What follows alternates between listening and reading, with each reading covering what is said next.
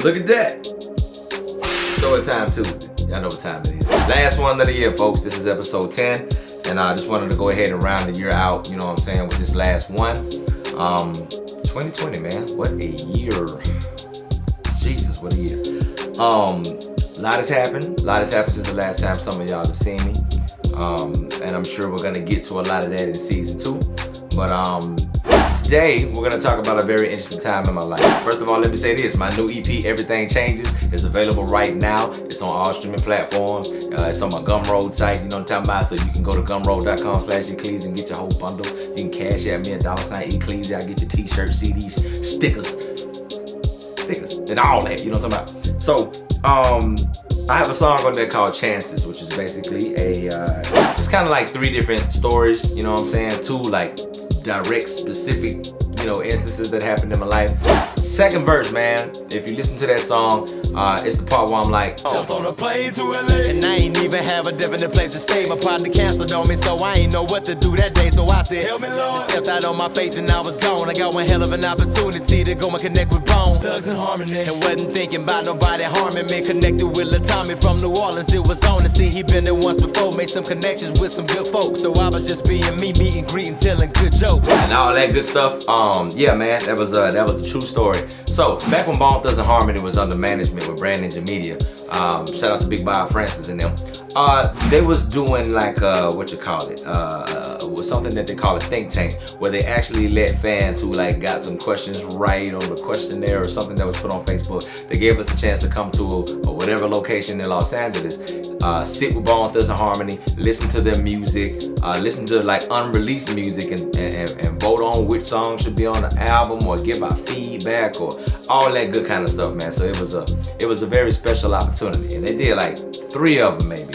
I tried to make a 3rd one, but I was too late. So I made Think Tank 4, and I was super duper excited. Now, of course, you had to find your way out there to LA, and a lot of those people was already in LA. But me, I'm from Mississippi, and my partner Tommy, shout out to my boy Tommy Flames, you know what I'm talking about? He from New Orleans, I'm from Mississippi, so we was not gonna miss this event. So I got my ticket, and I was flying out of Louis Armstrong Airport in New Orleans. So messed around and met my boy Tommy there, and I want to say we was definitely on the same flight, and he hooked it up to where we was actually sitting on the same row, so that was cool. I ain't just have to go all the way by myself, because I was like, if I'm going to the think tank to meet Bone Thugs and Harmony, I'm about to make something happen. I'm gonna spit for somebody. I'm gonna let them hit these beats. I'm gonna do something. You know what I'm saying? So I was all in. Like whatever was happening is happening. Let's go. I'm on the plane in LA. Let's go. So as I'm getting ready to make my preparations and all that, I called my partner. I ain't even gonna call him my partner. I'm gonna call him my name. Friendly, this is your fault. So check this out. I holler at my boy Friendly the Chosen. He from where I'm from, but he out there in the Bay Area, and he told me he was gonna be in LA for the weekend. And the place that he was gonna be staying at, he was like, bro, you can just come kick it with me. You know what I'm saying? So you ain't gotta worry about no hotel or nothing like that. Come on to LA, I got you. Bet. Fast forward to 2 days before I was leaving, I noticed I ain't heard from my boy. So I decided to give him a call. I give this man a call, and I find out that plans fell through for LA. Place ain't there. I ain't got nowhere to stay. And I was like, you mean to tell me I had to call you to find this out? You ain't think you want to mention that to me since you know I was whole nother story. So I had a decision to make. I said, okay, man, you either going to just not go, and I don't know if I was gonna get my plane ticket money back or not, how that was gonna work. I was like, you either gonna not go to this, or you just gonna take a chance and go out here and make it happen. Just trust God and go. And we all know what happened if you heard the song. So I happened to jump on the plane to LA, and I ain't even have a definite place to stay. My partner canceled on me, so I ain't know what to do with that day. So I'm sorry, I keep going to the verse. So get down to the airport, man, in New Orleans. I'm getting ready to fly out of there, me and my partner Tommy. So So we get out here to Los Angeles, we excited, you know what I'm saying? We out here, you know, meeting and greeting people. See, Tommy got to go to Think Tank 3, so he already know what it is. So, you know, he's kind of, you know, reconnecting with people and that whole thing. So I started kind of, you know, following his lead and introducing myself to people, because I ain't just want to be a stranger sitting out here on the corner of Sunset and whatever we was on, because I don't know LA streets like that. So we out there, you just kind of, everybody just waiting to get that text message from whoever, however we know how to get with Bone. So I met some really cool people, you know what I'm saying? So, you know, some of us out there, we was rappers, so, you know, we was rapping.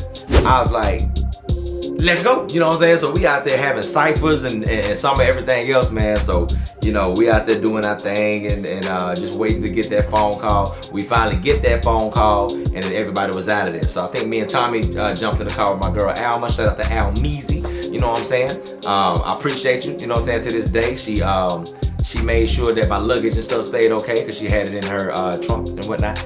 Depending on the kindness of strangers, you know what I'm saying? That's dope. Now the cool thing is, before I got there, I want to say I met my boy Big Sloan on Twitter. I met Miss Phaedra Butler on Twitter, and me and Phaedra would always talk to each other about our favorite movies. I think one day I saw her listing like her 3 favorite movies. So I came with my 3 favorite movies, and then she came with 3 more movies, and I came with 3 more movies, and this kept going. It's probably still going like right now. So keep that in mind. So we get to the spot. I hop over to the bathroom one time, you know what I'm saying? So I hop in, you know what I'm saying? Do this thing, wash his ass, because I do that. And then somebody pops up to the right of me washing their hands, and I look over. It was Flesh and Bone. What? I was like, yo, bruh, because he hadn't even been out of, I think Flesh and Bone was free like a year or something. A year and some change.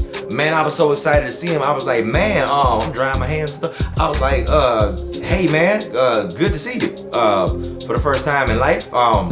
You know it, whatever. Like, he was just a real cool cat, man. Cool laid back dude, man. It was real cool time meeting him for that brief little moment in the men's room.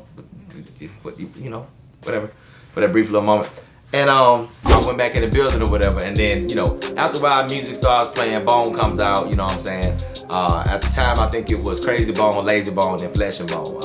I wasn't lucky enough to get Think Tank 3 where all 5 of them was in there turning up and all that good stuff. So we got the 3 in there, you know what I'm saying? We listening to music, doing our thing, people voicing their opinions, just about getting into arguments about who loved Bone the most. It was ridiculous. It was crazy. You gotta love Bone fans. We are the craziest. So, you know what I'm saying? Afterwards, now mind you, I'm like, I got beats on deck. I got like a project on deck. I'm trying to network with folk, you know what I'm saying? So I look over to the right when everything was over, and I saw Phaedra sitting over there, you know what I'm saying? And she had sung on a couple of records with Bone at the time.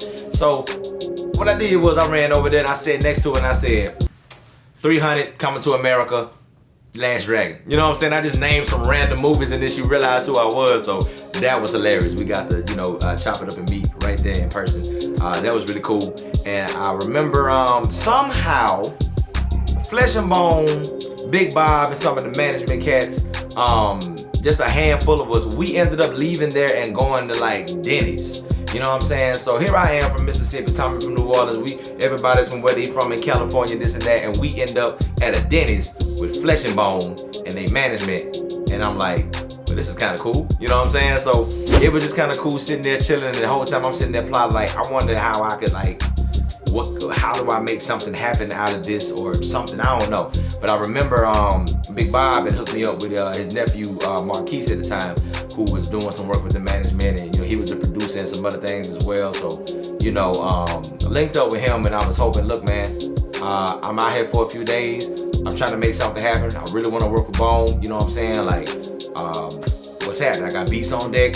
What we doing? You know what I'm saying? So after leaving the dentist, we hopped in with my partner Pedro. Shout out to my boy Pedro, aka Osiris Blair, aka Elevated Mastermind, aka whatever else he calls himself. That's my dog. So, you know, we ended up kicking it with him, and we stayed at his crib for the night. I guess Tommy had already worked that out. So, you know, just in the midst of all the meeting and greeting and everybody getting to know each other and all the good energy that was flowing, you know, I'm 2,000 miles away from home, mind you. I ain't know what all I was gonna do at first, you know what I'm saying, as far as like, where the hell am I gonna stay? I ain't got no hotel. I ain't had no money for the hotel or nothing. I thought I was straight good to go. Appreciate that, friendly. You know what I'm saying? Me and Tommy had a good time. We stayed over there with Pedro and his folks, you know what I'm saying?